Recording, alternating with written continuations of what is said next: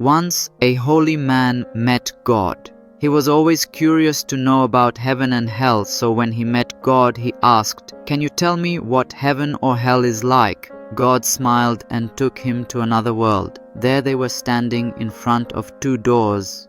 God asked him to go and look for himself inside each door. Holy man opened first door. There he saw a large round table with people sitting around. A large pot of delicious stew was kept in middle of table. People sitting there were having very long spoons as attachment to their arms. Spoons was long enough to reach pot of delicious stew in middle, but because of long handle, people were not able to get spoon full of food back into their mouth. Not being able to eat food because of those long spoons, they all were thin and sickly. People there were very sad and unhappy. Holy man was shuddered seeing the misery of people suffering there.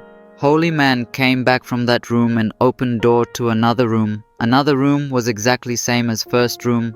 Large round table with people sitting around having long spoon attachment to their arms, but here people were well nourished and healthy and were happily talking and eating.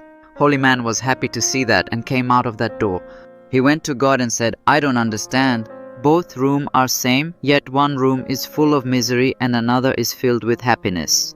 God explained, "You see, those long spoon extension are long enough to feed others but not short enough to feed yourself. First room you went to was hell. There people are greedy and think only about themselves and don't want to help others, because of which they are not able to feed themselves and suffering misery. Whereas second room went to was heaven. It was full of people who cared and loved for each other. They support each other and feed each other with those long spoons, because of which they are healthy and happy.